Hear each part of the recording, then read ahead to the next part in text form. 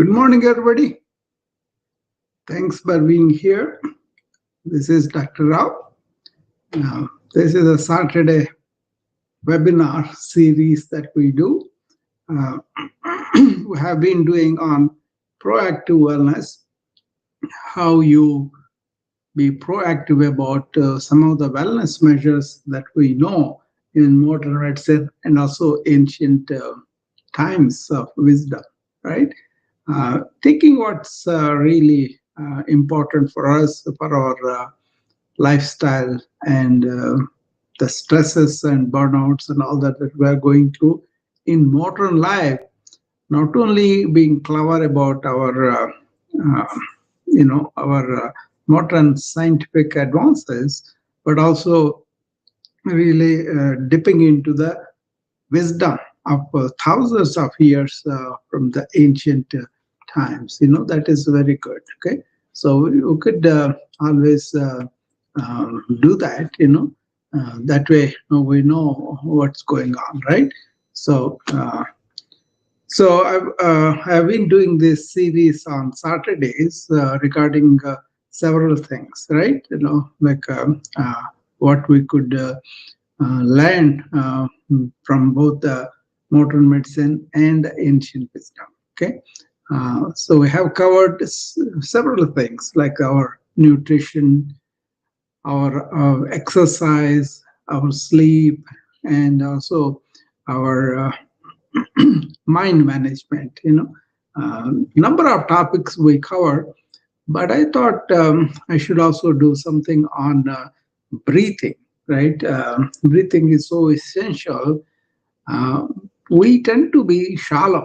Okay, we don't really understand what is that real important breathing help that will help us not only to be here and now, to be in the present, and also to decrease our nervousness, and also to really focus our mind, so that we can do better.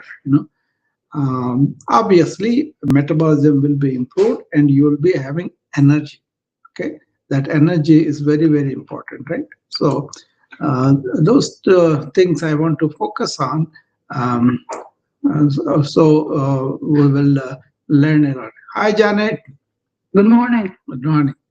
Yeah. So I'm just giving some intro to what we have been doing on Saturdays, so series of subjects.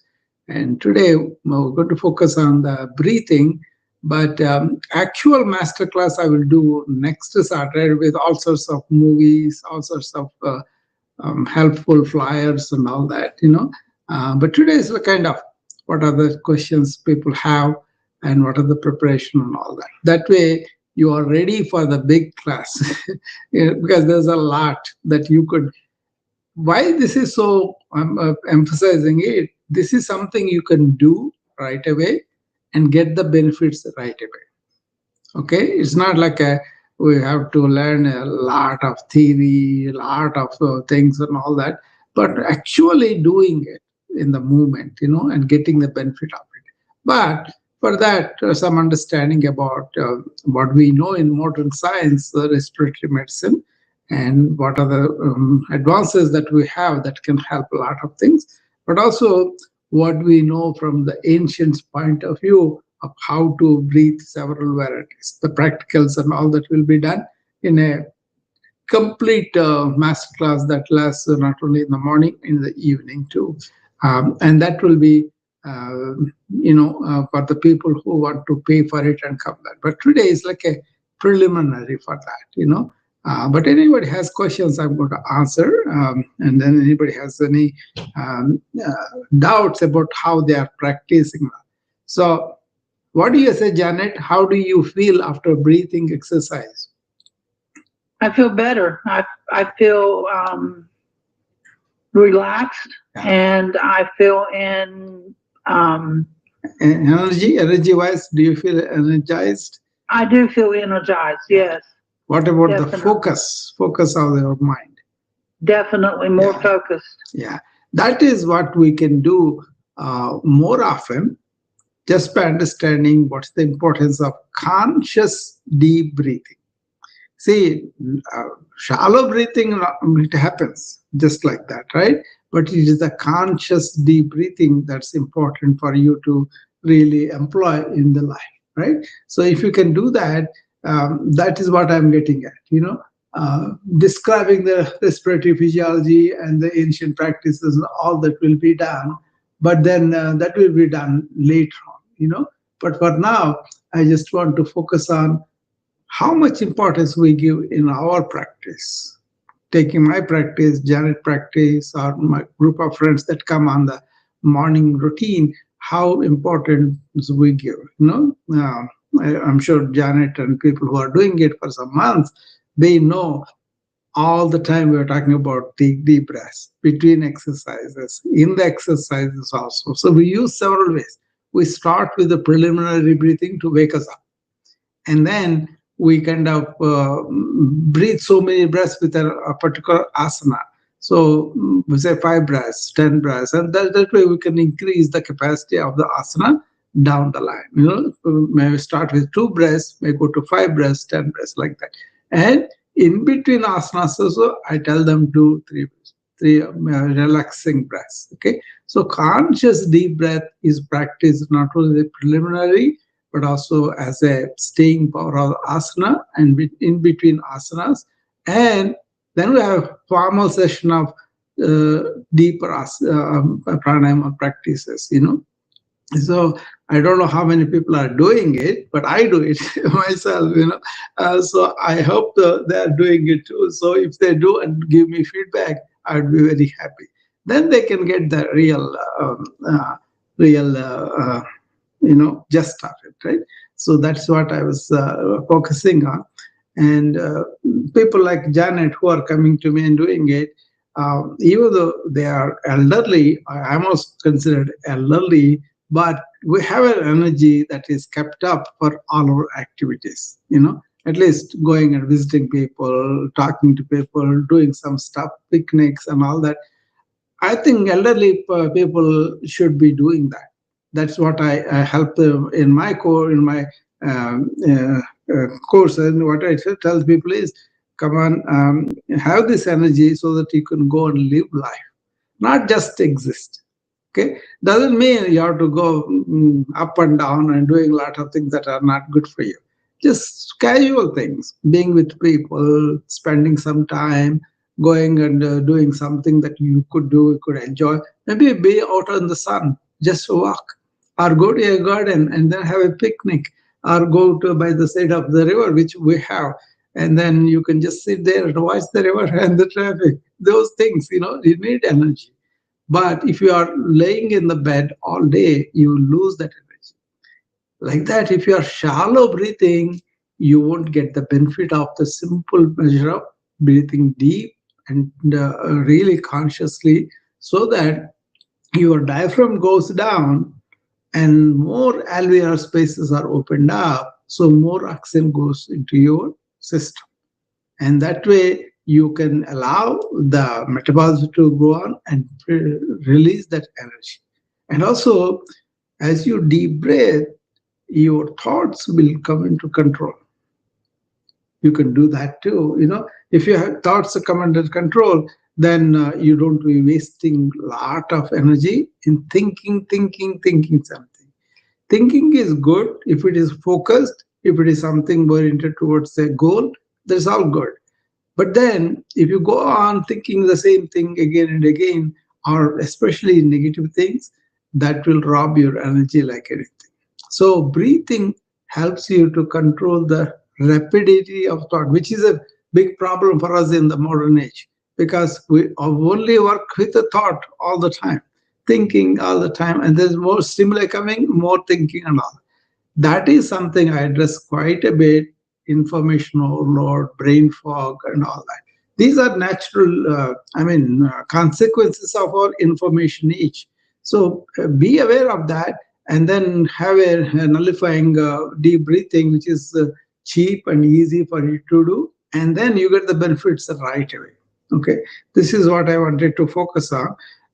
So anybody has been practicing pranayama for some time, they really know the benefits of it. Other thing is this impulsiveness, reactiveness that we have in our modern life is kind of taken away. But suppose somebody says something to you, and then that could be critical, maybe telling you that you are not doing something right.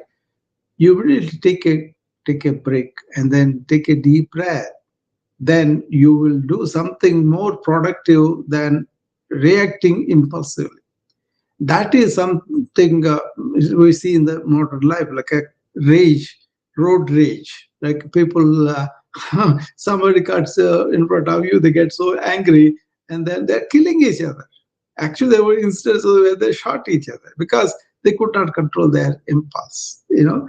So that kind of thing happens in the hospitals, in the clinics, in the wherever I go. I see people are impulsively taking on people, insulting them, or hurling insults at them, and that breeds some argument, and then they get fighting and all that.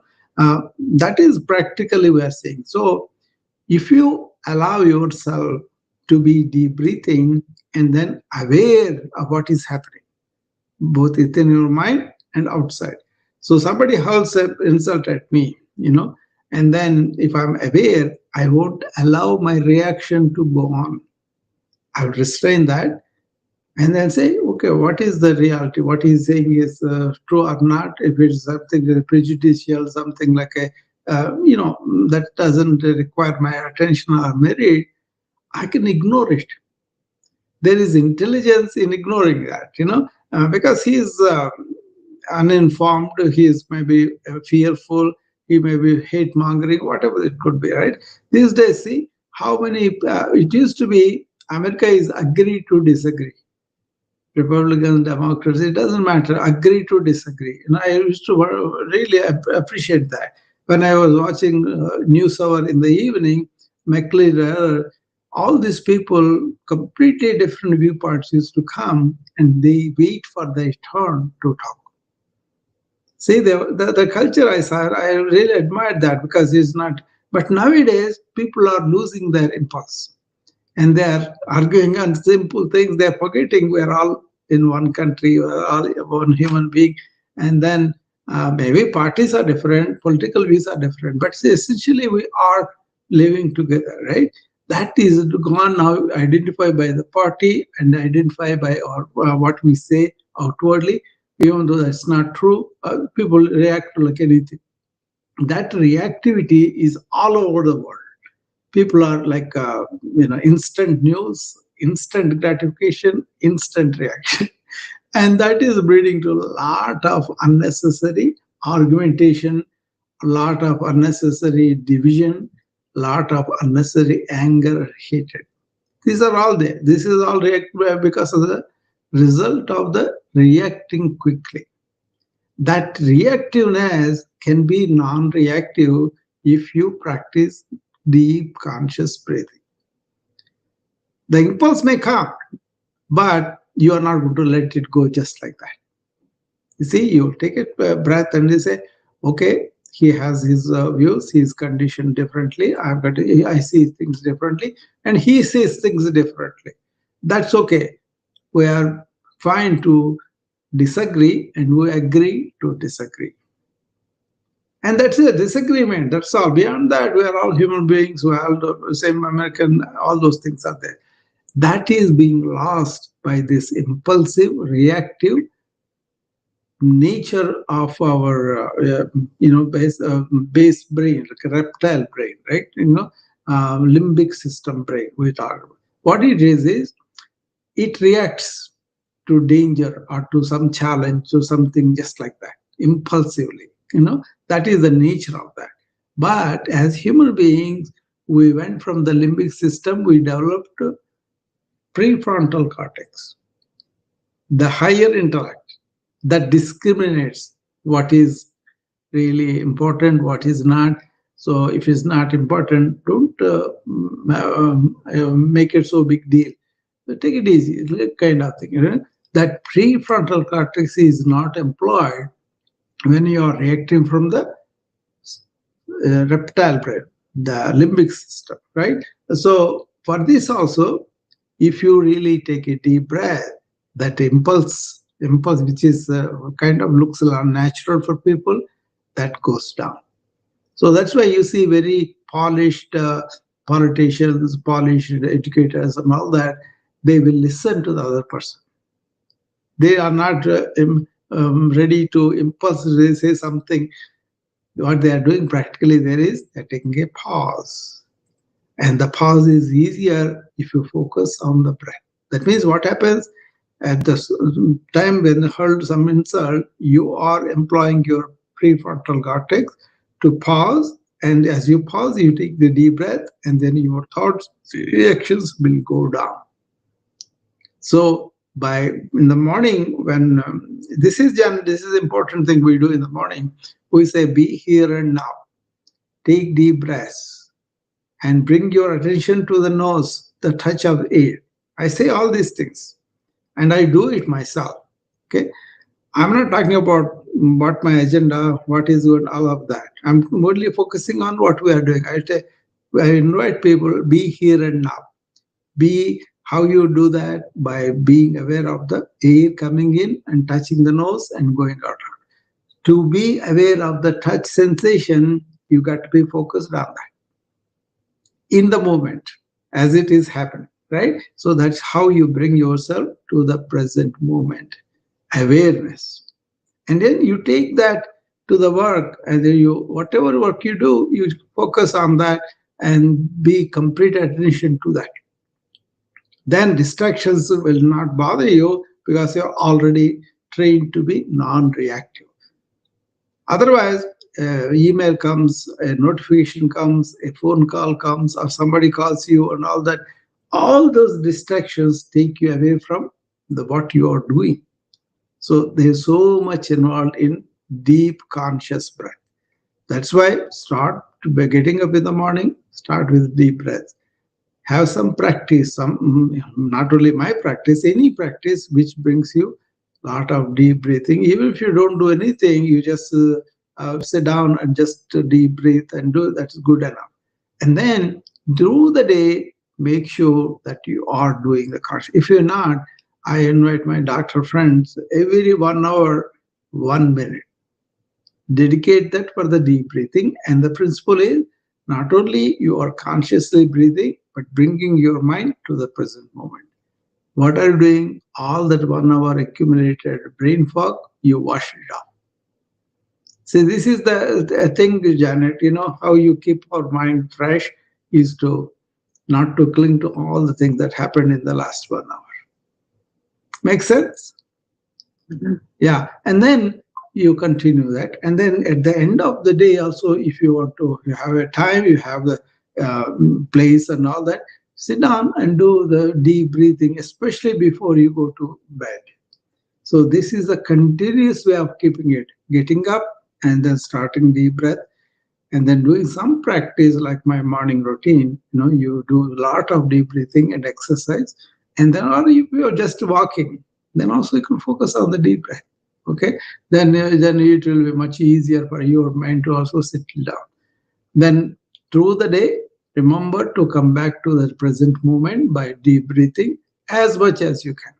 I do quite often, more than 1 minute an hour. I look for chances where I can go into the deep breath in meetings, in conversations. Suppose I'm conversing with a patient, the patient wants to tell his story, and I want to listen to him. So what I do is I focus on being here and now. That is by just taking deep breaths, not blurting out whatever I know and shutting him out. No, let him express his experience of the pain or unrelated things also. He said, "Oh, I was coughing all night. I kept my children up. They could not sleep because I was coughing so hard. And I felt bad about keeping them up." All that is his experience. Okay, probably maybe he's coughing because of bronchitis or pneumonia, whatever, and I can put a stethoscope and diagnose, oh, he has a cavity here, he has a fluid here, whatever, and then take an X-ray and diagnose and give medications. But that is not going to be good for the patient. I'm treating him, but he wants to tell me his experience of the pain that he has gone through the night. his experience of the related experiences around it. By allowing him to express that, he feels relieved. What do you say, Janet? Is that not true? Then you go to the doctor, if the doctor Yes. listens to it, yeah. Otherwise, like kind of mechanical thing. As a human being, you want to express your problem, and you want your doctor really take you seriously and show you that he's taking it seriously, and he has kind of validated your experience, and that's why he's going to be there to relieve that. Then I will explain, okay, you have this cough and all this because of this infection you have, because of this cough is so harsh, that's why you feel so uncomfortable. I'm going to give you antibiotics to treatment, but also give you a cough syrup so that the cough intensity will go down, and you feel better, and you can sleep better. That helps him to not only understand what is going on, not to understand what he is getting, and then he will be happy and he will have trust in me. And that trust also helps him to heal by generating all these good hormones within him. This is why I listen to the patient. Not that I need to know the information. Sometimes I experience what happens is the moment patient walks in the room, I know what is going on with it. It's a question of doing it so many years, keen observation, learning from it, and constant improving. That gives you that. But I'm depriving the patient to be really, as a patient, express what is going on, his concern, his anxiety, his worry about things, and all that. Once they are gone, then he feels much better, and he will recover much better because he's relaxed now. He's not anxious. So deep breathing can do that relaxation for you. Okay. So any questions, Janet, here? Any experiences you want to share? No, I agree with what you said. I sure want my doctor to listen to me so that he can get me back up to speed. Yeah. See, why the breath matters is most people breathe shallow. That is there. They develop chronic stress, and poor posture also leads to that, and also all this digital atmosphere taking people away from even taking a few minutes break and relaxing. That is not happening. They're continuously working, and responding to the stimuli, and that makes the thought pattern go very fast. Because thought very fast, you kind of have a shallow breathing. Anxious people do that too. So what we tell them, slow down, take deep breath. This actually we tell them. What happens is when you are shallow breathing, you are not expelling all the air properly, right? So lot of carbon dioxide that is supposed to be there will expel out. So you are low in CO2 within you. That is the hyperventilation syndrome. Okay, so but if you have high carbon dioxide, carbon dioxide narcosis, you kind of get sedated and all that. But that's not it. When you breathe out so fast, you breathe out carbon so much, you need some to retain, because it is not there. It kind of a self-fulfilling prophecy, like it kind of go on building on itself, and then it worsens the hyperventilation syndrome, and you'll have tingling or numbness and all that, anxiety and all. Then we give them a brown bag. Just put the brown bag around your mouth and breathe through it. So what happens Sorry, is, I just got interrupted. I'm sorry. that's okay. As you breathe in more and more of carbon dioxide within you, your hyperventilation syndrome will be reversed. That is why if you don't have a burn back, what you do is you just stop and focus on the breath and take deep breaths. That's why it matters so much. Otherwise, it leads to chronic stress and all those things. Okay. So now this Sanskrit word pranayama, this is only a preliminary. Actual masterclass will be next Saturday, much more detail, and then probably a lot of people who are interested will come there. This is a deeper practices, and then I will show you all that. So prana in Sanskrit means life force. the air that is bringing the life into us, right? It is not just the gaseous, it's the life itself comes into. Otherwise, we are not having the life, right? So it's simple thing. It's not like a big deal. Life force that is coming into us, giving us the life, that can be extended. I am a. That is why the deep conscious breathing. Otherwise, we are doing shallow. Okay, so that's why it is. There's also other thing is every human being has so many breaths in their lifetime. If you breathe very shallow, very rapid, you will expend all that. See, but on the other hand, if you kind of deep breath and cut those number of breaths short, maybe 5 or 10 every minute, then you accumulate them in your back. Thereby, your life is extended. There's another way to look at it. But basically, everybody knows the deeper you breathe, the more quality of breath, and also the more exchange of oxygen can happen. Okay, especially when you really deep breathe, that means diaphragms are going down, and then there are alveolar spaces potential. They will open up that. Otherwise, the breathing remains above that, and then diaphragm doesn't go that much, and you don't have the potential alveolar spaces opened up. Okay, that's why this is called. See, there are really health benefits with this pranayama. Obviously, people see um, their energy goes up because of the cellular oxidation gets much better, and that's why you are like that. And it lowers your blood pressure because it kind of dilates the blood cells, and then it really lowers your blood pressure. Okay, that's something important that you want to understand. And then it has got this clarity and mindfulness. Everybody knows that. If you are really stressed out of something, and then you kind of take deep breaths, you will have more clarity, and you will be able to attend to the stuff whatever you're doing with complete attention. That is the mindfulness we talk about.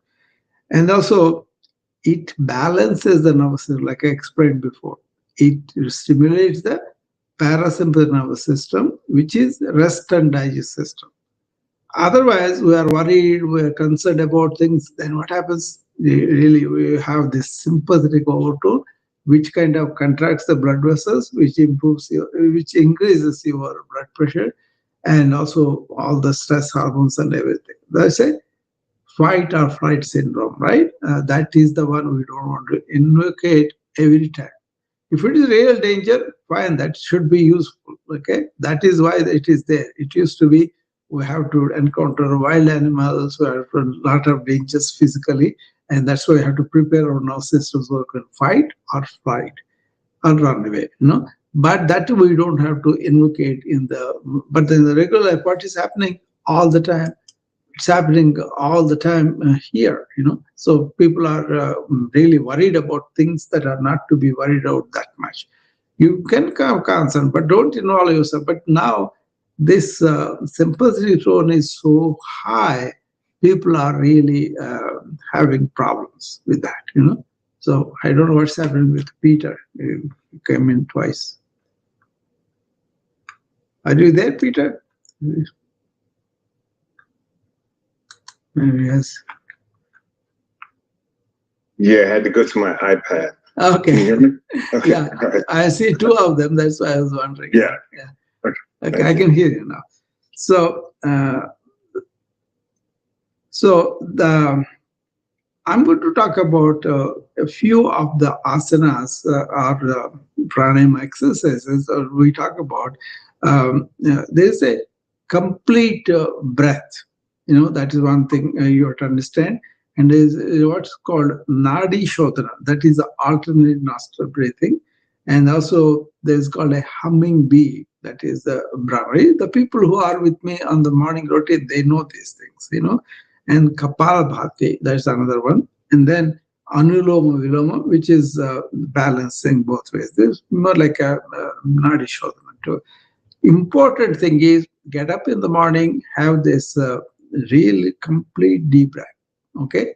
There are some requirements for this. It's better to empty the bladder in bowl and then don't eat anything. Come on, empty stomach and sit straight, in the chair or at the floor, keeping the spine straight. And also, this may be a repetition for people who are with me every day, but it's important. That's why I mentioned the people who are new to this, or who want to have more insight into that. And the second thing is, as you sit straight, as you suck the air from the level of the umbilicus, you're sucking the air deep into your lower parts of the lung. Abdominal raises. Except diaphragm goes down, abdominal wall raises. And then let it raise, and then complete your breath and hold it for a few seconds. And then as you breathe out, your abdomen goes inward towards the spine and raises the diaphragm up so that air is expelled. Okay. So you imagine you're sucking the air from the level of umbilicus when you are breathing in. Okay, goes in and then presses the diaphragm down. As the diaphragm downs, the lower lobes of the lungs expand and the potential alveolar spaces will open up. They won't open up unnecessarily unless they are demanded. When you do the shallow breathing, the diaphragm going down is not there. That's why potential alveolar spaces will not open up because lungs have not expanded completely, right? So this is a simple commonsensical factor in the deep diaphragmatic breathing. What it means is push the diaphragm down, open the lungs, and then your breath will be deep and complete. I hope everybody knows about it. I'm just repeating, just the people who don't understand. Do you know this, Janet, completely? I follow you. Yeah. I mean, understanding this mechanism, physiologically, where, see what it is we have the trachea. The trachea breaks out into bronchi. At the end of the respiratory bronchioles, you have the respiratory units, which are alveoli. And they have the surface, alveolar surface, where oxygen goes in and carbon dioxide goes out, so that it will expand. That's the mechanism. All the alveolars are not fixed and there. They open up when we really need it. Okay, that is what we need to understand. Okay, so by doing a conscious deep breath, you are opening up your alveolar surface more. That is the essence of it, and that's why you get more oxygen inside and less, more carbon dioxide going out. So you detoxify yourself by throwing out the carbon dioxide, and then you oxygenate yourself by getting more oxygen. And now, when you are doing the asana, what you are doing, you are creating blood supply demand for that particular arm or particular muscle. Now the oxygen is more into the blood and you are getting more blood that is better oxygenated. It's as simple as that. And that's why you have more metabolism happening at the periphery because you are exercising. Demand of blood is there and the blood comes in, the more oxygen goes into the cells and the Krebs cycle happens and you have the ATPs, the energies come out. Right? That's why it's you can just breathe like that, but it's shallow breathing. But when you do the deep conscious breath, you're actively saying, come on, go metabolism, get me more energy. As simple as that. You see, that's why if the elderly person is there and then elderly person naturally loses the posture a little bit so that they bend down or they cannot sit straight, so many problems are there. But if they can sit a little bit straighter and then do this breath, they are much better off. Okay, that's why we keep them in the chair and so they can sit straight with the back support. And sometimes we give them chest percussion so that they have all the secretions in the lower lobes, lower bronchi and all that. By giving this chest percussion with the chest, the actual chest wall, like, we put it on there and it will do all the curve. Then what happens is these secretions come out, airways are more open, and that's why they get more air into that. Okay, that kind of thing. So, I mean, there's so much more I can go into the respiratory system and also the surface and also diffusion and all that. We measure so many monitors, how much air you get in, how much air resides there, how much air you get out. All those things are important. That's what we measure in the pulmonary function test. But for all this to happen, what it is, you have to have a conscious deep breath. Either you do it or we do it with the machine. You know. So if you do it a longer, it will be better for you because if you smoke, there are carbon particles that accumulate. If you breathe the polluted air, there's so much that goes in there. You know? And usually in the trachea is there and the bronchi come there. In those tubules, you have this cilia. And those cilia get these things out, scavenger function, and then come up to the top of the vocal cords and all that, and then we can just swallow it or we spit it out. That is the way they are all get taken care of. But then if you smoke or if you are really in a polluted atmosphere, those cilia go numb. So that's why we tell smokers don't smoke because this is what is going to happen in your lungs and you get more frequent pneumonias, bronchitis and all. You can see that many of the smokers suffer more bronchitis, more pneumonia and more COPD and all that, right? So in pranayama, what is different is because you are aware, your awareness spreads all the way to the cilia too and they wake up. Because you are actively putting in an effort. You are actively forcing the air go through that. Conscious deep breathing. That wakes up the, cilia too. Minimally, but still that is an effort. Peter, do you know about that? The cilia and all that? Yeah, I'm well acquainted with it. Yeah, I am. Because the addiction people that you see will have, a lot of people will have smoking too, that's why I'm asking about it.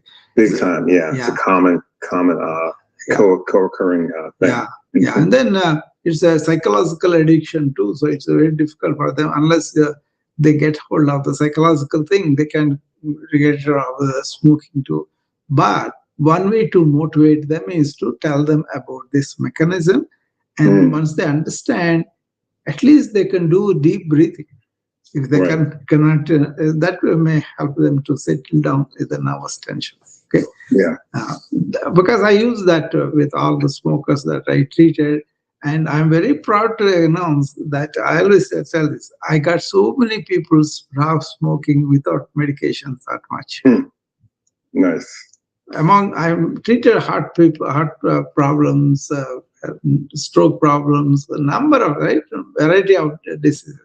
But I'm very proud about that because a lot of the smokers, they thought, I'm not going to do that. I cannot do that kind of thing.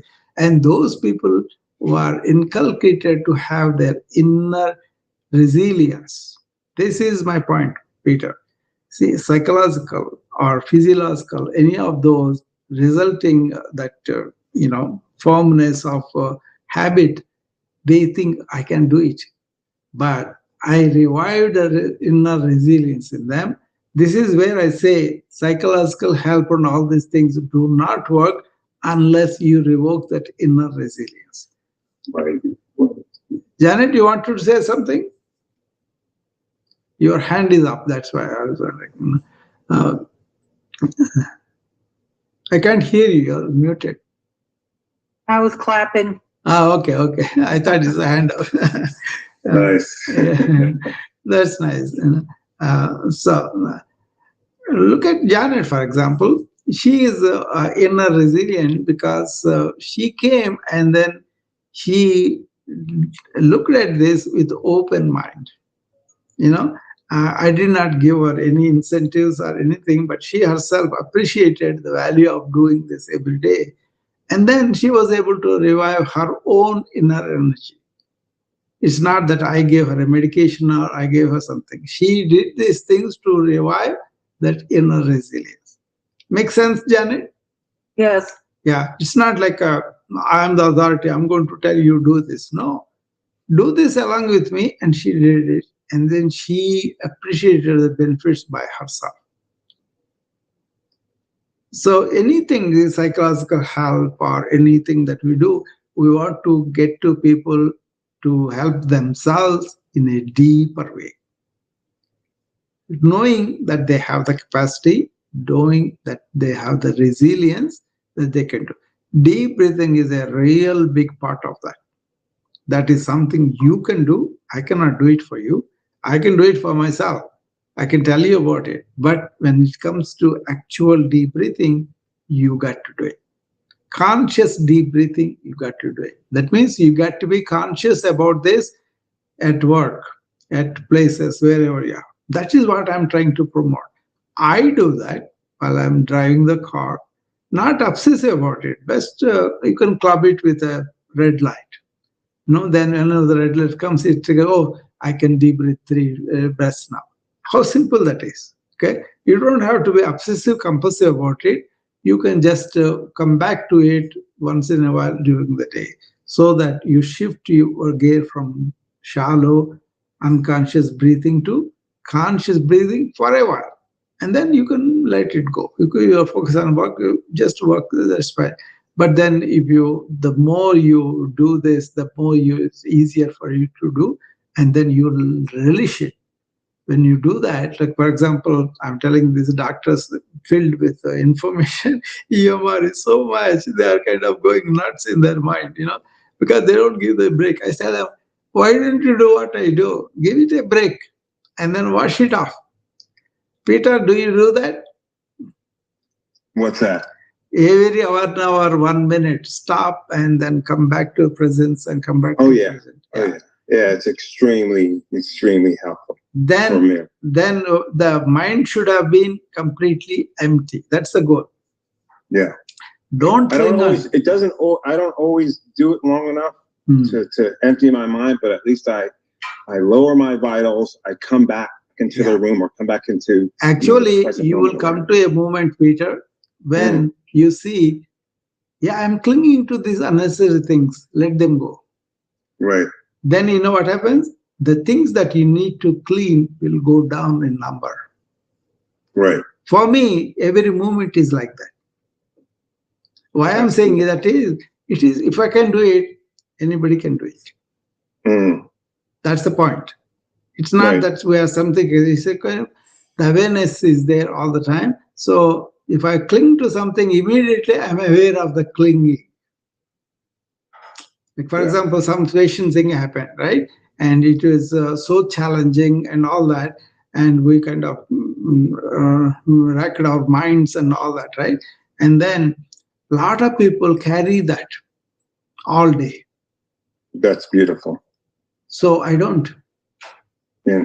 That is done. See what it is present.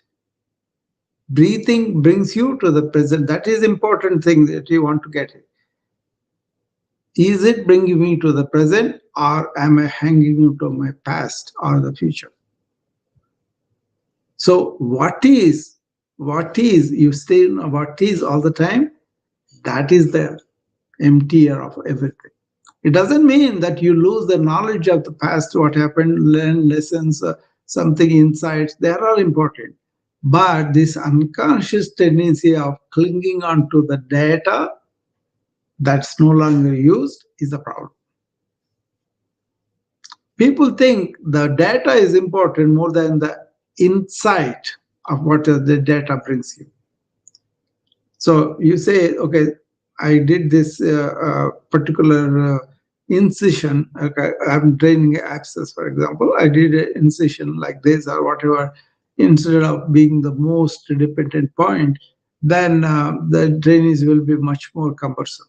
But if I really make the most draining point and then do that and let it drain gravity like, it's much easier. This is small insight, but still helps the patient to have much quicker regression and also not exploring the whole thing. And all so much pain is involved there too. But it is all very good for the patient. Patient thinks I'm a magician in making that abscess drain without any much pain for him. See, that is the therapeutic efficiency improves by having your insights. not your degrees, not your ex knowledge and all that. From the knowledge, what kind of insight you had. What is the tendency? Usually, I should know so many details, so many intricacies and all that. No, then you cannot keep your mind simple. I think this is very useful for you in your drug addiction cure, Peter. Yeah. Yeah. Let them drop everything past. Not just like that because we tell them to do, but Mhm. they themselves seeing the non-use of that kind of data. Right. Then they drop it, a lot of weight goes away from their mind. Mm. Mm. Yeah. That's why it's important for you to make them realize that and do it.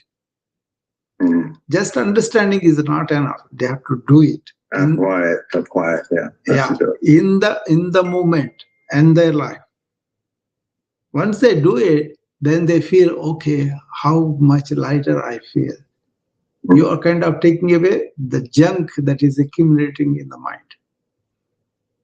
So breathing can act as a nidus for making your mind lighter, especially in this information age.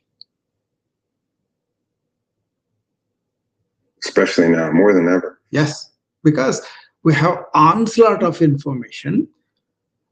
Some of it, so suppose you direct your mind to a particular aspect and you have all the details, the more details, the more data you have, that's better, and then that's okay. But then you have to be able to know when you are overloading it, right? Once you overload it, Yeah. then you don't have a mechanism of emptying it. You remember what I say? Be here and now. That means not in the last exercise, in here now. Here and now. That means we are doing a Tadasana, for example, and we stretch our hands to the side completely, and I'm focused on that. And I'm inviting my friends to be with me, being here and now, and feeling, what do you say, the touch of the air through the nose and sensations in the body. I mentioned this, but a lot of these things are missed because they people do routinely just looking at me and doing it. No, look at me and get the guidance. But when you do it, experience what you are doing. That's when you bring yourself to the present. So the way to do that is bringing our attention to the breath. Immediately we are here and now, then we also feel the sensations in the body. And then what happens is instead of stretching only upward to this point, we may stretch more and we can feel I can stretch more. Then you get more demand for the blood and the blood supply goes there. That's why most of the people need me to do is really not needing me, because as much as they need themselves to be in the present moment. This is why present moment awareness is important. Not to think about it, but be aware of what is happening in the present moment. Then you are living really. So much involved with the breath because that is the life force that brings you out to the life of present. What it does is it makes the thought that takes you away from the moment calm down. Modern people think they are thinking that they're smart. No, they have to be smart to use the thinking better. That means appropriately. That means letting it go. That means not holding all the unnecessary things. Especially if you are elderly like us, we have a lot of life experience, so many things, we can load our mind very easily. And then we will say, oh, I'm going to have this completely like that, So they will be leaving the thoughts on a automated journey, and it goes wherever it wants to go. It will recall previous experiences, it will recall all the associated emotions, life and everything, and they are lost, and they cannot really stop the mind because it builds its own thought patterns. Even younger people are doing that now. It's very difficult to get somebody to be here and now. If I ask them, who knows whether you are here and now? You. Only you will know whether you are here and now. Otherwise, you will be going back and see that's one problem with all these chats, all the social media talks and all that is people are trying to communicate with the mind to mind, senses, listening and talking and all that. But they are not doing the exercise of going inward by themselves. That is where the transformation happens.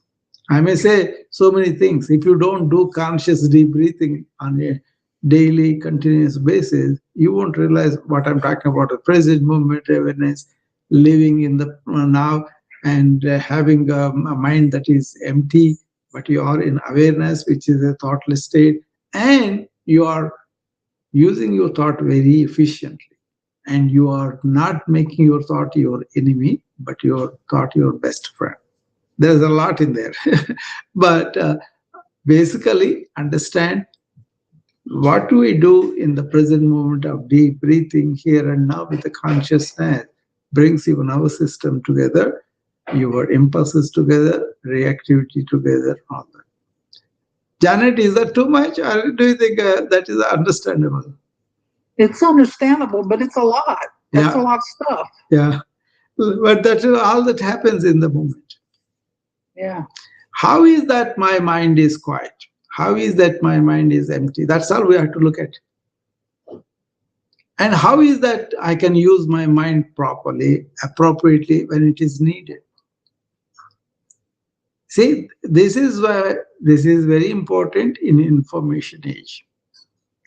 Because people are operating on a unilateral dimension of thought without understanding how can I observe the thought? How can I slow down the thought? How can I focus on thought one and then understand it completely, use it and leave it?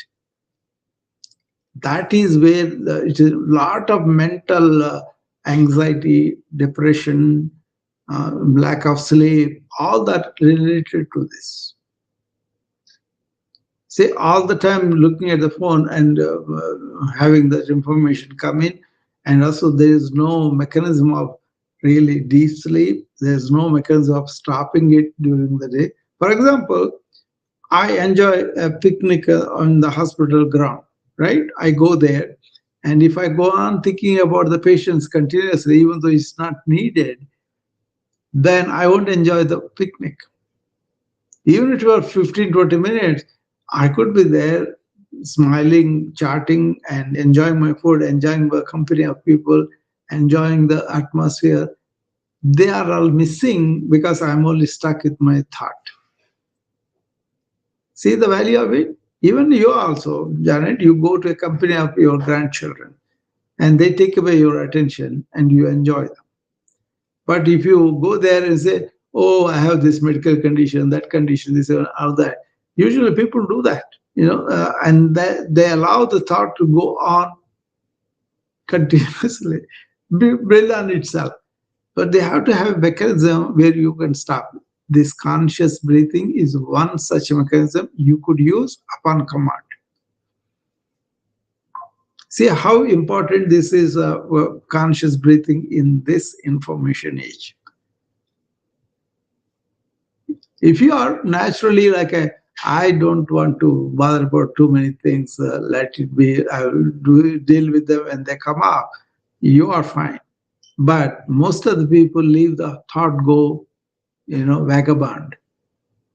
Vikshepa, they call it in Sanskrit. That means thoughts go like wind all over, bringing so many memories, so many things that we have gone through, and then from there to other, from there to other, it goes on forming a network. And then that network really bothers them. I report to you, I have this pleasure of enjoying the silence as much as I can. So I never get stuck into the loop of thoughts continuously. You don't need to. That's my point. Think about that and think about bringing conscious breathing as a tool for you to break. So what it is suppose you are doing a job, you're driving, you need to use your mind to focus, to know the route and to follow the route signs and all that. There you have to use the thought. But suppose you are doing them mechanically, but you're thinking something else. That's when you make an accident.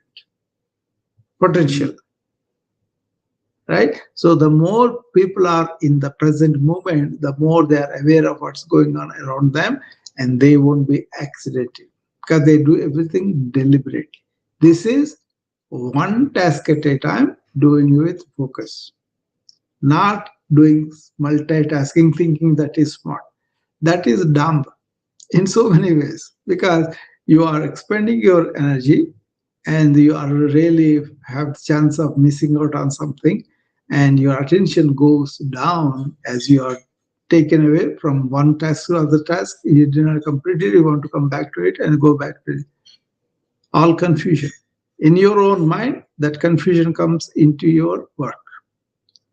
On the other hand, you say, I'm going to focus on this task, let me finish this, I'm not going to worry about other words. Like actively practicing that, you will do that one task completely with focus, with attention, with quality. You don't spend much energy. That is being in the flow. In the flow, there is only flow, there is no interference. Got it? Very, very simple things, but very profound effects in our brain, and people are getting neurotic because of this lack of attention, lack of awareness, and that comes with deep conscious breathing. See how I connected that to that? That actually happens in me, in you, in everybody. How much you are actively oriented towards this helps you with your mental wellness. Leave alone mental illness, lack of focus, lack of attention, poor concentration, and not able to learn things. All those things are there.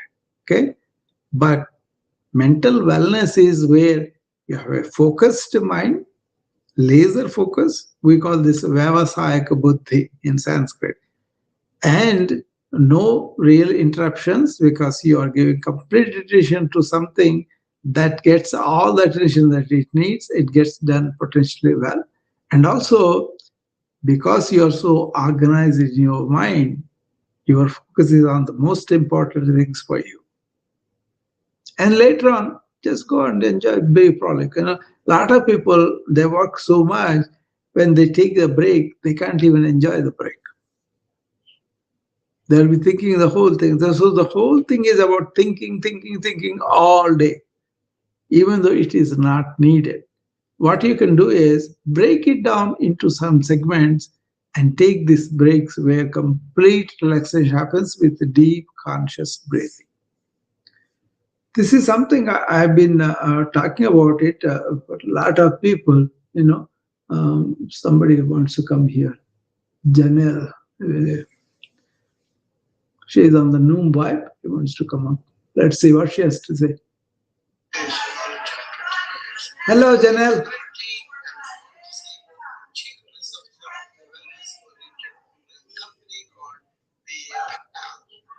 Hello. Janelle.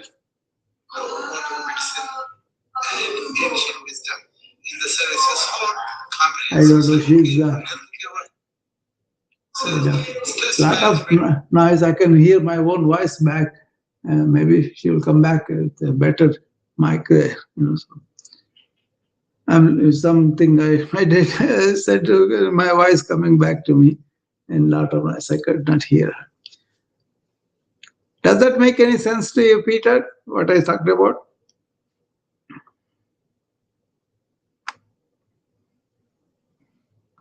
No, I'm definitely tracking. Makes sense. Yeah. Makes good sense. What I want you to do here, I'm not trying to pick on you, but I'm trying to point out something for everybody else too.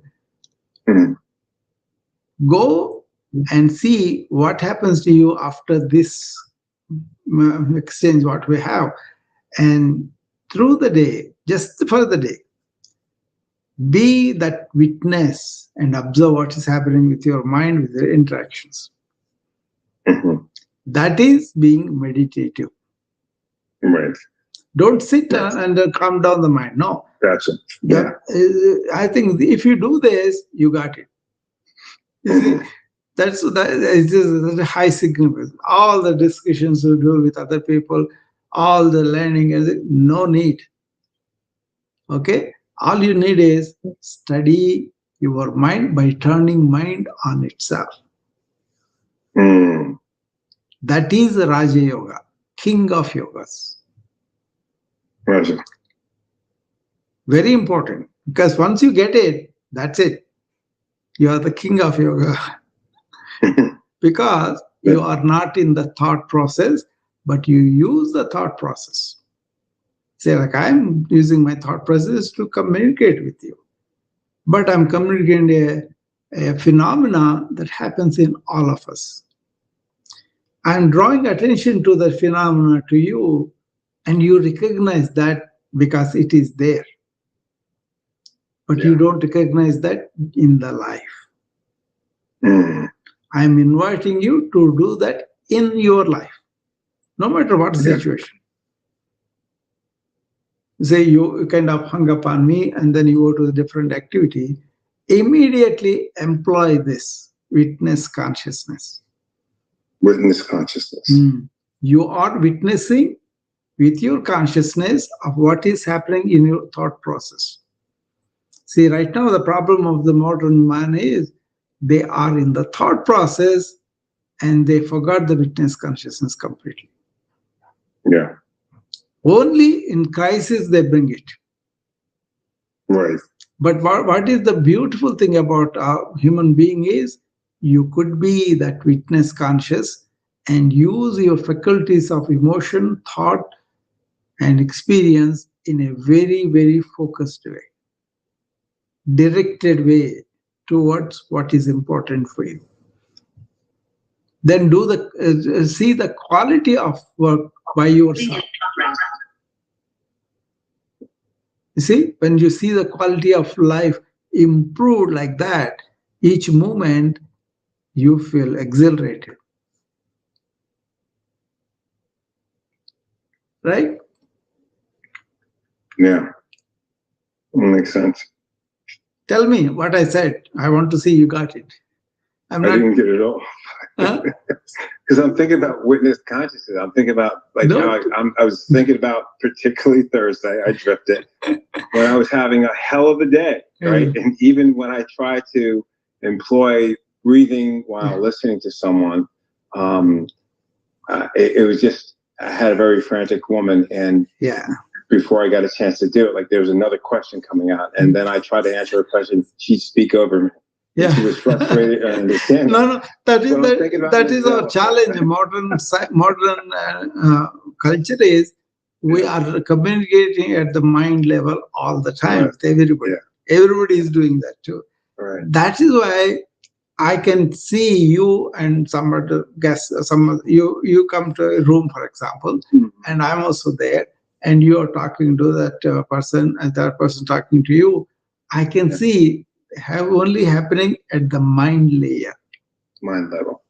It's not your fault or anything. It is just a fact that modern times we are stuck in that layer.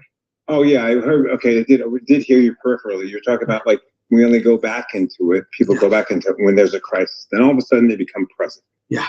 Right. Then that instead of employing it the whole time. Yeah, I'm inviting you to be present all the time. Yeah, gotcha. Okay. I was recording it somewhere in my subconscious. I was thinking about Thursday. Yeah, that's why don't think about thinking. Only thing you want to see is observe the thought. You remember morning routine, what I say, 4 things you do. Fourth thing is observe the thought. Yeah. Who is that observer? Right? Be that. And then you are not sacrificing thought, but you are efficiently using the thought.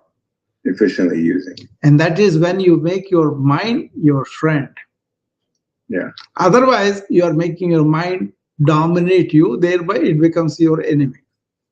And what I was thinking of is that's not really counterintuitive. We say something like, oh, that's counterintuitive. No. But no, the mind says that's counterintuitive. Yeah. It's counter to what the mind wants to do. That's right. Exactly right. It's actually highly intuitive. Yeah. Yes? Yeah. That's what it is. Whether you are in the witness consciousness, you see, remember everything I'm going to morning routine because these are embedded there. I told you people also, this is reverse engineering for the stress and burnout of the modern life. It is that significant, Right. But most of the people I see on the new web and other social media, most of them, when they come in there, they are in that mind layer. Yeah. See, you yourself will feel when you're out of that layer, but you can use the layer at any time you want. That is the power you should be using, your own inner self. Right. See, that is such a relief. Actually, it enlightens you in the sense it lightens your mind. All you have to carry is this movement, right? How simple that is. Yeah. You throw away all the weight of the past or the future, and you're dealing with what is. And that's why I have the energy all the time renewing.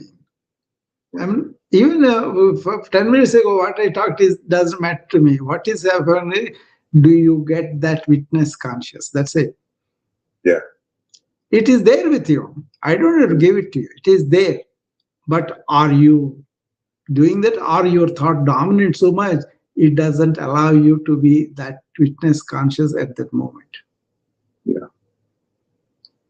Right? Mm-hmm. So, what is the assignment? I said, more not an assignment, more like what you need to do. Turn your mind on itself. Mm. Mm. And then you can see your experience and then you can relate that later on to me. See, your whole life is in the mind. But turn that mind on itself to study itself, then it will calm down. But it will be very effective, focused. See, like when we want to do something, suppose it is related with a lot of money or a lot of prestige, a lot of things that we would lose. When we are threatened like that, we kind of focus. Oh, if I don't get it done, I'll be punished. Right? That is not liberty. Liberty is when you say, I will do it because I want to do it with the focus I want to do it. I'll bring all my things. That's practical and also really don't want to waste my energy otherwise. You remember in Patanjali Yoga Sutra, I said the 8 principles are there, last 3 are for the mind. First, to get the mind to be concentrating on one thing, right? And stay with the one thing for 144 seconds. And then slip from one thing into the silence. That is where we can be all the time.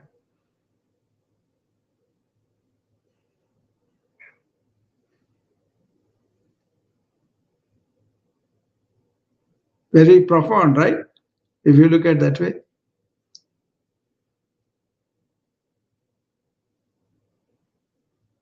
Silence is the thing that nurtures us, that the deep breathing, when you are doing that, you take a deep breath in consciously and hold it for a few seconds. And then start breathing out completely. All through these 3 phases, breathing in, holding, and breathing out, you are bringing your attention to the breath. If you do even 5 or 3 every hour, that is the purpose of doing that. Not just doing for the sake of just breathing in, letting the mind go. No. Bringing the mind to the present moment and dissolving into the silence. You remember we do the A-U-Ma breathing? That is derived from the Sanskrit Om. That is supposed to be the primordial sound. Even NASA recorded that in space. That sound comes on continuously. So it is not a Hindu mantra evaluated from the, it's not that. It's actually sound, nada. You remember everything started with a vibration. That vibration we are getting in resonate within us. That's the point. A, U, Ma. Right? Aum. Actually, there is a way I will tell people here that are very good for them if they do it. Okay, sit straight and then keep your neck also straight. Now, take a deep breath in. First, take a deep breath in, and when you breathe out, start with saying "Aum," like a "ow," "aushad," like that. Go, Aum. First 50% "ah" will combine, the abdominal wall goes in. But the last 50% of abdominal wall going completely in is for the ma. And after these three sounds, you stay in the silence. If you don't stay in the silence, all this will enhance your energy, but you are not really getting what the sounding importance is. It is connected with our three states. Everybody experiences three states. What are they? We are awake, that's one stage. We are dreaming before we go to deep sleep. So those three states we all have. We are awake, we are dreaming, and we are going to deep sleep, right? And beyond the deep sleep, there is this awareness which transcends each one, all the three states. That is called Turiya state.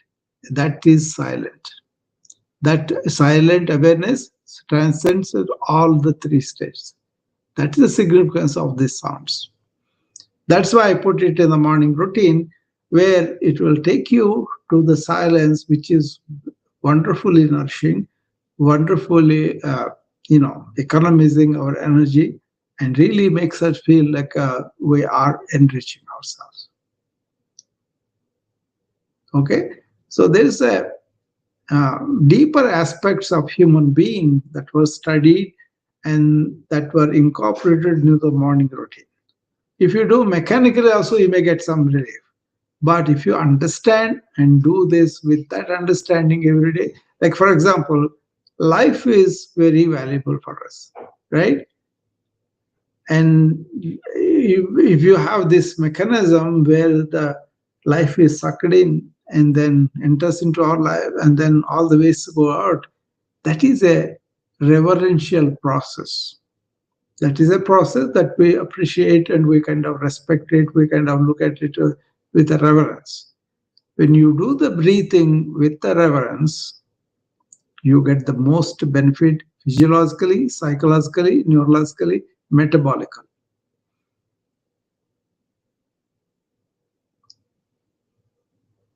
What do you think, Peter?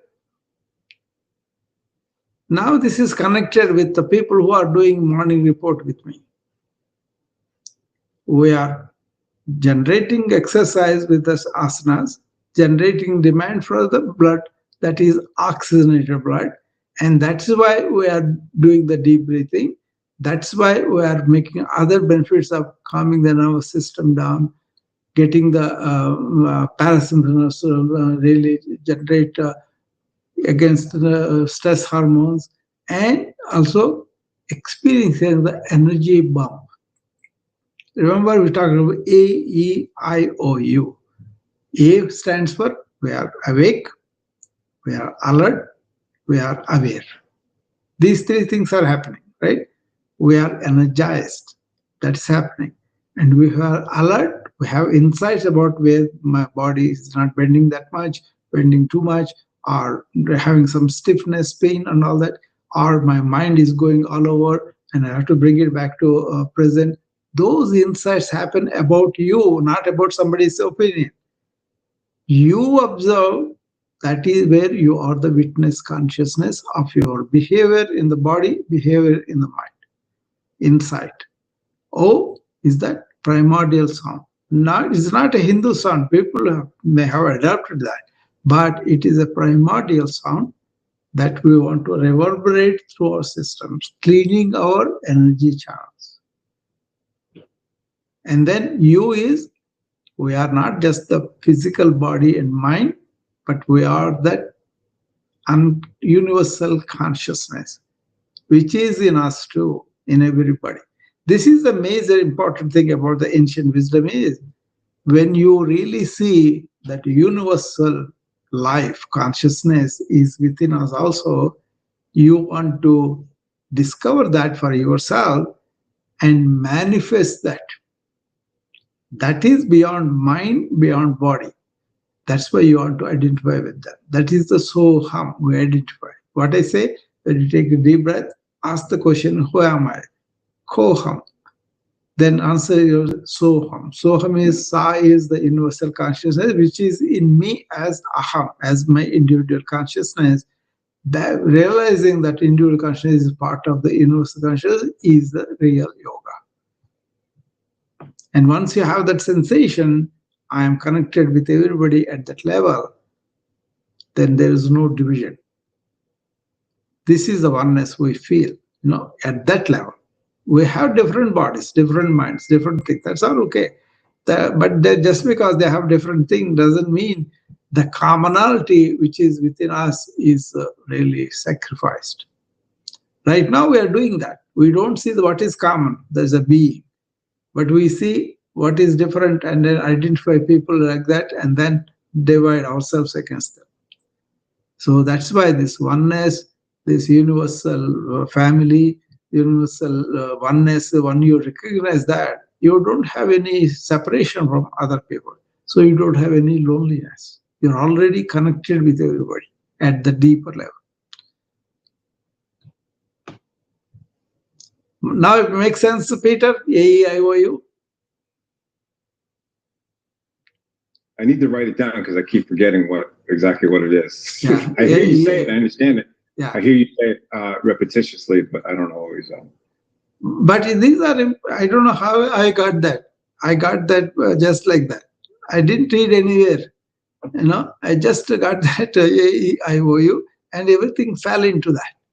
Yeah. And then I took it serious because we want to be aware in the morning and we want to be energized and we want to learn from the practice each day, and we also want to clean our energy by uttering the sound. Mm-hmm. It doesn't have to be that sound only, but I took it because there's a lot more connected with that.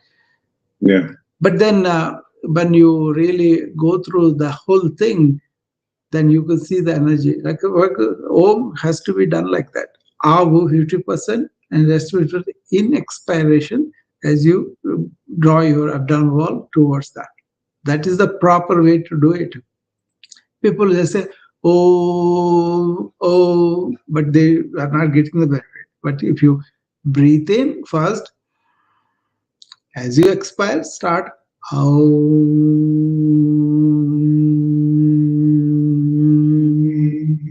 first 50% combined, then the last 50% is ma. And at the end of it, catch the silence. Yeah. Otherwise, you're not complete in that. People who do this, even while walking, they found themselves not tiring at all. They don't have any reverence, anything like that, no religious continuations, nothing like that, but just the pure sound. First, there is a sound, there is vibration. You remember? That's the same thing in this one also. Sound is there and let the sound ever. That's why I tell people, don't be shy. Say it loud. Get the benefit of it, hearing the noise by yourself, and that noise cleans you up. Not my noise. Your noise, the vibrations that are affecting your inner organs. You can listen to my voice or recording. That's all. Music has a tremendous effect. But this is something you are transmitting to your inner organs in a healing way, really. And the more you do it with that reverence, with that respect for the life that is bringing in us, Basically, you are being grateful, you are being appreciative of the life that is coming into us. That Mhm. way, that is really the God force that we are saying. Yeah. And this is the pranayama. No, I don't know, Peter, you missed or not. Actual masterclass is going to be next Saturday. This is a pre. Why breathing important? Why is it? But then actual physiology of breathing as a modern physician, and also 5 types of pranayama from the yogic sciences. I'm going to bring it in so that if you have a problem with the stomach, there's upana. If you have a problem with the heart, there's prana in the chest. Like the prana itself divided into prana, apana, upana, vyaya. Like 5 types are there. These 5 types are different organs. So anybody who has come with such a problem with certain organ, I can direct them with that pranayama, and then they have a better chance of healing that. Not Mhm. just with that, but as a complementary thing. It helps them to. Lot of cancer patients have a lot of pain. Those are the only people I would prescribe narcotics easily. Rest of them, they have to fight with me to get that. I don't give it to ordinary painful guys or the narcotics that much. That's my style. But the cancer patient that have deep pain, that has pursuing pain, those people are also helped by the pranayama. The threshold has gone up, so they took less medication. That's why this is very important in addiction also. Lot of people are addicted not only to drugs, smoking, alcohol, but also psychological help. Mm. You look for psychological help from outside, then you are using a crutch. You may have some friendship, you may have some sympathy, you will feel good that somebody cared for me. That temporarily, but it's not like your own inner healer protein. Not by magic, but by understanding these things and doing it by yourself and learning from that experience. That experience knowledge is a robot for you. When somebody says this is the way it is, do it. Yeah. It's like you are a child, for example, you are trying to get up and walk, you are falling down, and somebody holds you all the time. You won't be able to walk very well. On the other hand, if you are left alone to fall and get up, then you will get the strength. Even the cow, as the calf is born, it gets up and stands on its own. If it doesn't get up and stands on its own, the farmer will say this won't survive long. Yeah. Psychologically, that is the compromisation that happened in the modern times. That's where the relevance of the ancient wisdom into our inner strengthening, inner resilience, I call it. I'm not psychologically dependent on anybody. Don't have to. But I can relate to the people with friendship, kindness, or appreciation of their success, and also ignoring anything that is thrown at me. These are 4 things that Patanjali talks about in the Patanjali Yoga Sutra. Maitri, Karuna, Mudita, Upeksha. Maitri is friendliness to everybody, right? For me, it's easy because I'm connected with them at the being level. Mhm. So he is me, I am him. It's very easy to be friendly to myself, Mhm. right? No groups, no nothing, no whites, no Indians, no Americans, nothing like that. They're all fallen up for me for a long time ago. So Maitri, Karuna, kindness. Yeah, my fellow human being or anybody is in pain, then automatically that feeling of kindness comes, compassion, and all that. Mudita, suppose he overcomes his weakness, or suppose he overcomes his brittleness, because he is trained to be brittle like that, fragile like that. Saying, oh, I'm going to offer you psychological help is actually fragile, fragility increasing. Like a mother pampering a child not to learn anything, thinking that she is doing a favor to her, that child will never grow out of it. That's why let them experience, let them get the strength from that. But in the process, you need support, that's okay. But making psychological support outside is everything is a major, major problem of the psychiatric establishment in the West. Even in India also, they are not going into the inner resilience that much. That's why I tell them, you are much worse than Westerns because you are forgetting what it was taught here centuries ago. Yeah. See, the whole thing is one now. So it's not like a East and West anymore. Everybody is doing the same things everywhere and having the suffering go all over. But the answer is also everywhere. It's not Indian answer, it's not American answer. Human answer is there. Human experience. You look at like that, ancients, it doesn't matter which country. Yeah. They all looked for inner resilience. Your drug addiction population also, Peter, Yeah. the more they discover that, the stronger they become in their own thing. Everybody can testify to that. All those people know about it too. When they were really standing on their own, I did that with smokers. I didn't say you have to do what I tell you to do, but I said you kind of do it yourself. And very simple thing.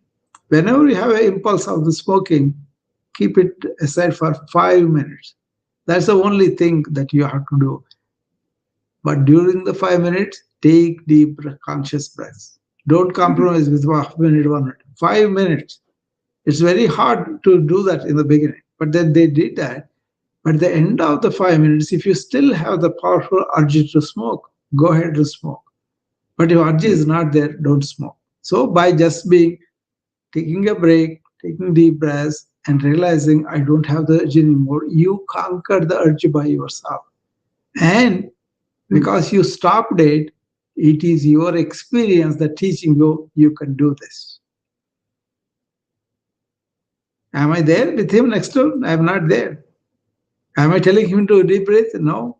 He is doing by himself. He is discovering I have this resilience within me that will overcome this impulse or desire. Also, he does it 4 or 5 times in a day. I make him look at those 4 or 5 successful times, not the 5 times he smoked.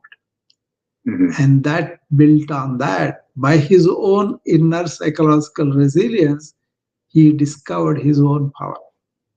Right.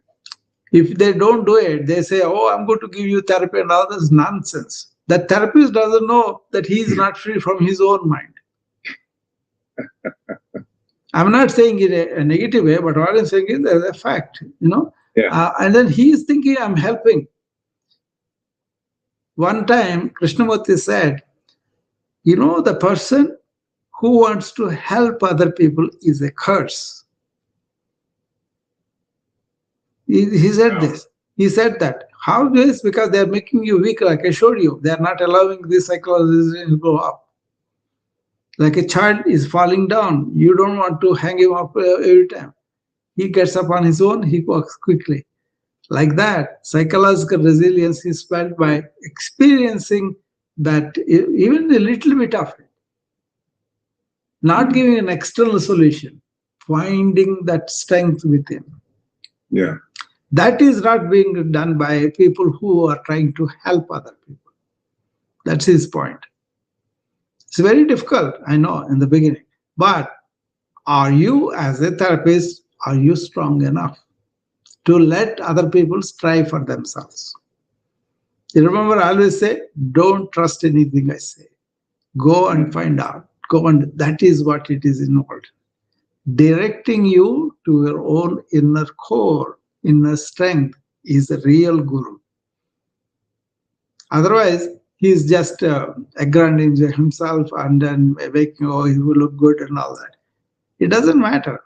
Because real, truly evolved guru is comfortable within himself. He doesn't need anybody's appreciation, anybody's acclamation, nothing. not the least the dollars or the money. They're psychologically independent, and then they make other people also psychological. How they make them? Like I did with the smokers. Go and do these things by yourself and draw lessons from them. So what I helped him was, first of all, insisting you got to do it every time you feel like an urge. Maybe have 20 times, 20 times I want them to do it. But that will go to 10 later on, like that. But then the moment they left not smoking a cigarette, that is when I wanted them to hang on to that. So count how many times you did not smoke. 5 times in the 24 hours. But 10 times I smoked. But focus on the 5 times.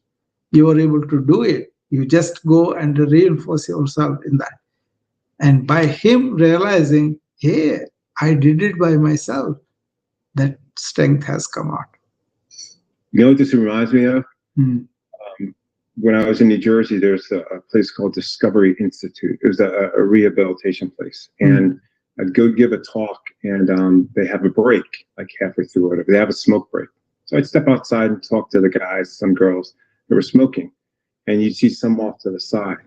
And some folks would say to me, like, when they have a cigarette to relax, they go outside. But the reality of it was that they're going out to have a cigarette, and they're focusing on lighting that cigarette, taking the inhale, blowing it out. What they're really doing, not in a good way because it's carcinogenic, is they're in the present moment. The only thing that's going on right there at that moment is them breathing in smoke and exhaling the smoke. Now, of course, they're not really relaxing because that's the crutch. That's why we call it a crutch. That's the crutch. Yeah. And then, see, what I am big about is the act of just going outside alone and just focusing on that cigarette and forgetting the world. Yeah. There's something to that. The problem is the way they're doing it, of course. No, all you have to do is, without the smoke, deep breathe. Yeah, no, I agree with you. Yeah, but if what I'm saying, there's a part of them that doesn't realize what part of them going out to relax is that you're just focusing on the present moment. And in that moment, there's only the cigarette. You can replace that with, in that moment, there's only breath, right? And throw the cigarette out. And also the problem with this, depending on something external. It could be alcohol, it could be this, it could be cycle. They say all these talks, you can go and see that. All these talks are saying, oh, let's learn from each other. Learning that what are you doing after that? Oh, my experiences be vulnerable and all that.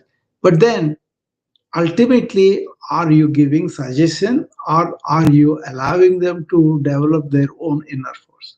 That is where I'm talking about. Krishnamurti said, if people who think that they are trying to help other people are a curse.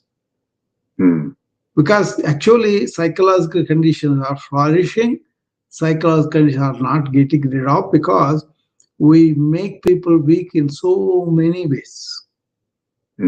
We make, first of all, life different, unequal, and also people feel isolated, and they think they are their body and mind. So many things that the ancient did not do.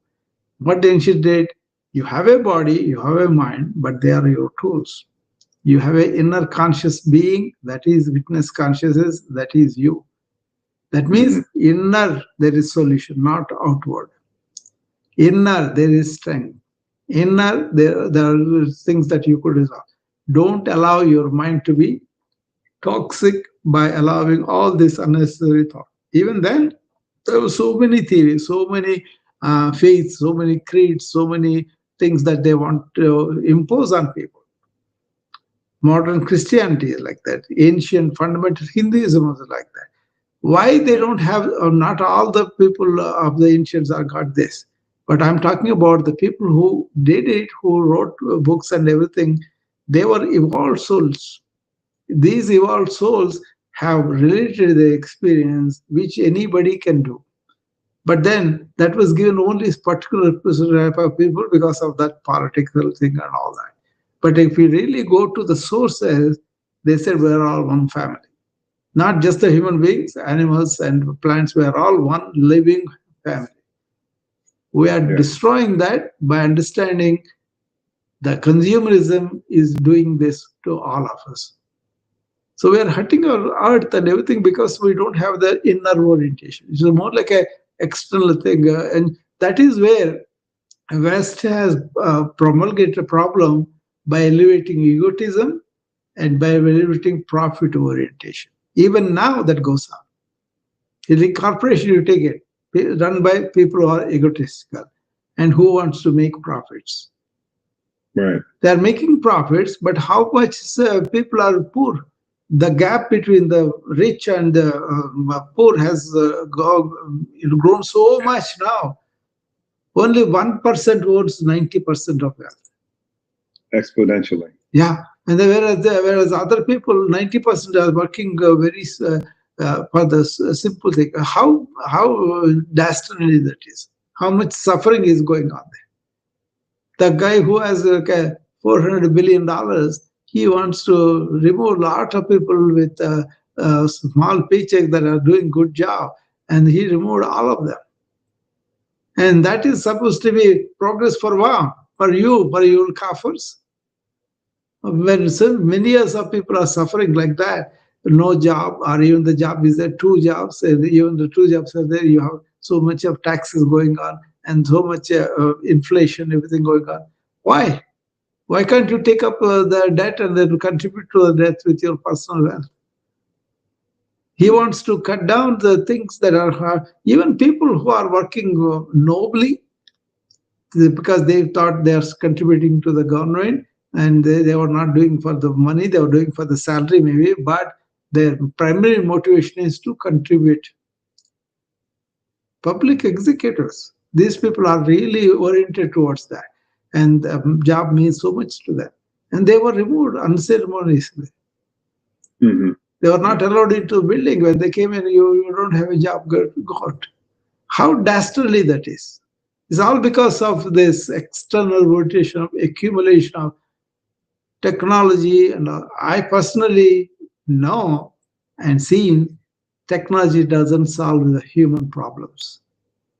If the inner change is there, then you can use technology to solve problems. But inner change is not there. Inner change is about personal accumulation, personal consumption, and personal ego. Why do you have to have such a big ego that you have to have so much? Because you're inner poor. That's why when they say, "Oh, we're going to go to Mars, we're going to create colonies," forget it. Do something with the planet now, and then you can look for that. They are already given that this Earth is going to go away, so we're going to go and live somewhere else. But do you have the same beauty, though? Same feeling of being alive in the sunshine, in the wind, and all that. Even now, if they really focus on that, and if you can improve the technology they have already, EVs, for example, peaking the capital of China, they were not seeing blue screen for the years. It's so polluted. But now they have this rule: no fusion vehicles, only the EVs, and they started to do the blue sky. Mm. So we have the inner consciousness, then we can use the technology to solve problems. But when you prepare people like this self-centered, selfish, competitive, amassing all the wealth, they don't have any inner consciousness about the earth going through, what the humanity, what the planet, plants and everything going through. That's why this technology that they're promoting just to make the technology, that is not going to help us until we have the, well, like somebody who is conscious can use the technology better. Hopefully that is coming. That is where I'm also enrolled in new technology, but I never bought the argument that this is going to solve everything unless you have the inner change. That is why this inner resilience is important, to reduce your personal suffering, to really reduce your personal desire to be consumer, have consuming so many things, because you are already satisfied with what you are. This is santosha, satisfaction with whatever I have.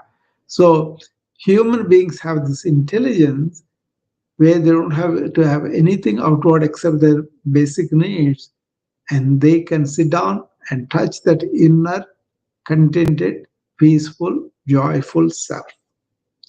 This is where people are being not really educated about it.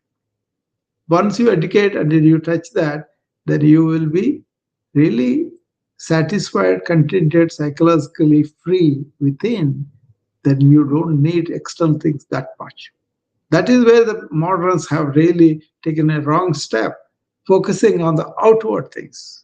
But human beings, with that intelligence that we have this capacity to turn inward and settle down our mind and to stay with that, what is called consciousness, that is really existential thing. And from that, bodies and minds come, and that itself is the blissful experience of being a human being. That is not there because you are neurotic. You're turning your mind all over and always discussing that. See, one simple way to understand it is ancient saw that there is the inner self, and around that there are 5 layers. First layer is our physical body, second layer is our energy body, third layer is our thoughts and emotions and all that. That is where we are stuck, modern people. And the fourth layer is the understanding of life. We may have a lot of technical knowledge, but we don't have the inner knowledge. That is the problem. And then you have that last layer where it is the giver of life and everything. But then these 5 layers are around our existential life force that is there in everybody. That's the problem is that is subjective. That doesn't come out just like that. Once you take your, all this chattering layer of the mind, then it reveals like a dark room is there. You come and put on the light and illuminates the whole room.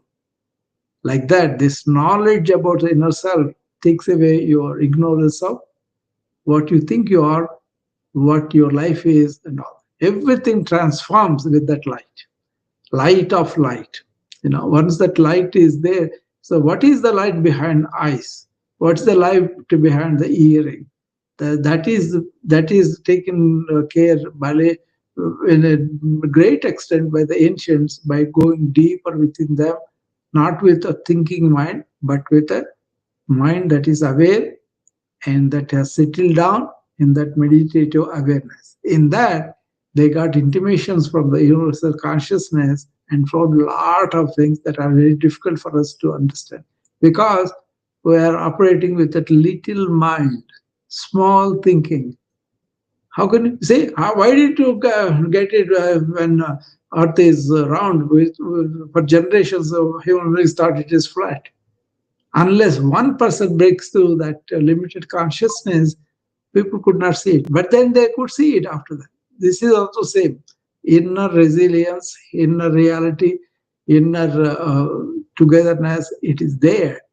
But they have shown it, and the people who saw it are very well off. I won't exchange this for anything else outward. A very important thing for our civilization to understand because our planet is threatened because of this consumer attitude, and our people are suffering because of this inequality in wealth and opportunities and all that. People are occupied doing stuff. They don't have the place to sit down and reflect on something. They don't have the time and they don't have the energy because they're all sapped away from doing stuff. How many people take a break every day and say, let me reflect what's going on? Am I meaningfully speaking this one, or am I really breaking on the suffering of other people, or causing suffering, or suffering myself? All this, they are unnecessary to have that. Anyway, breathing is a startup for this, but what I'm going deep is our inner being. You remember A-E-I-O-U. You is the one, universal consciousness is one. In that universal consciousness awareness, where all thoughts, everything happen. That is there within us. And it's not separate from it. It is part of that. That's why realize I am that. Then you say, I am that Brahman. Teacher may say you, Tattvamasi, you are that. But individually, once we realized it, not because I said so or somebody said so, no. You realize for yourself by your own investigation and getting in touching with it, then you realize that inner divinity is all up in there. We are all in that one particular divinity. That is the consciousness. That is the awareness we talk about. And once you are in that awareness, everything is happening. So thought doesn't disturb you as much, but it will be useful to you. So my mind is very much in use when I want to, because my goals are very much specified in that. So part of that is not accumulation of stuff because they don't mean anything to me. You don't need to. You are fulfilled within yourself. Why do you have to go something that you don't even need it? So that kind of diamond is there within everybody, but everybody has to have a subjective recognition of it, realization of it. That is not happening because you are too active in your mind layer, and that is layering a wheel over the real self. Once the dark clouds are taken off, then it comes out self-luminous. You cannot say, oh, I'm going to analyze with my mind, with my thought, and then describe, understand. No, it's something to be felt, realized. There's like a dynamic thing that is there. You cannot hold it with hands, hold it with knowledge or concepts. Western mind is steeped in that mind layer. Get out of it. Then you'll discover your own true inner bliss. One way is the deep breathing is the starting point of that. Okay? So anybody else has any question? There are some 50 people here. I don't know. 51 to count. This is what it is supposed to be when you present these ideas. Don't accept it. Question them. Explore them. Doubt them, and out of that you will have your own inner realization of what is what. Not your conceptual thinking, not your bookish knowledge, not your talks like this and all. There may be a stimulus, that's it.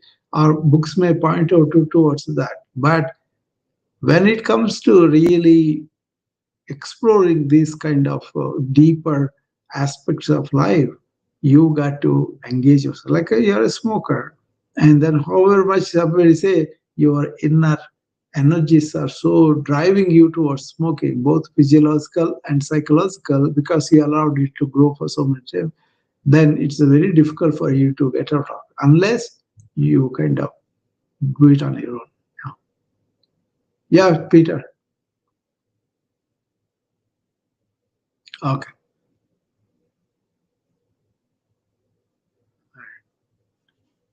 He's coming to the Mumbai. So, Janet, anything you want to say before we conclude? No, that was a lot to take in. Yeah. Everything is spontaneous, though. I did not plan anything, just came out like that. Yeah. But that is what I live every day. So that's what I talk about every day. Yeah, whatever it is, only one thing, inward. That's all. I'm pretty content. I think that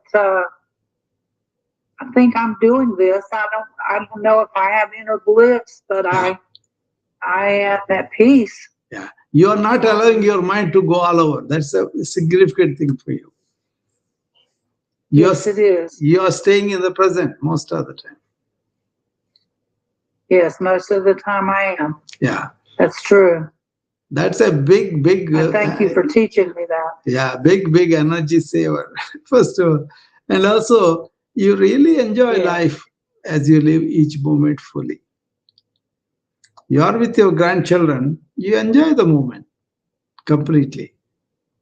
Not think about Yes. it, not say that this, you just enjoy them. And that's the way to live life. Each moment, live fully. Doesn't mean not ethically, not moral. It's all implied in that. But the joy that comes from really receiving life as it is without demanding certain way, that is it. Yeah.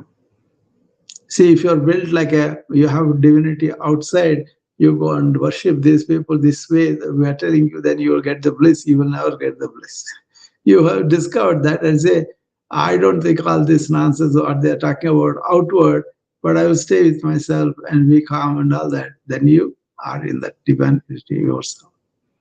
Otherwise, somebody else will manipulate us and somebody will say, this is the way you should be, otherwise you are not going to be happy and all that, Then you are a slave mentally to those people, to those forces, that they themselves don't know the peace. On the other hand, they kind of be cruel to other people who are not following their directions, and they don't allow you to be free. Right? Right. That's what it is. Okay. What is the time now? How long we have been here?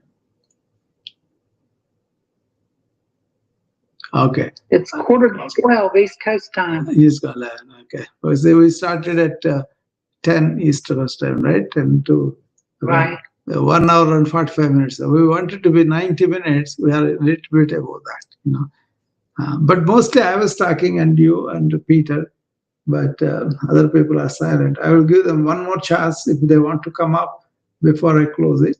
Otherwise, I will close it. I think that's enough. We did a lot, right, Janet? Yes. Yeah. Some other people, they all wanted this connection, everything. I sent it, but then they have not showed up. So I don't know what it is. Anyway. They say it's very hard, but it's not really very hard. It's how you keep your mind makes it hard. So open up your mind, then think freely, then you'll get it. So you get it. Okay. All right, That is true. You need an open mind. Yeah, just to open it and then see what it is, and then you'll learn a lot and you'll feel better too. Okay, so no outside help, just our inner help. There you seek it and then you'll get it. All right, Janet, I'll see you later. Okay. Have a good day, Dr. Rao. Bye bye.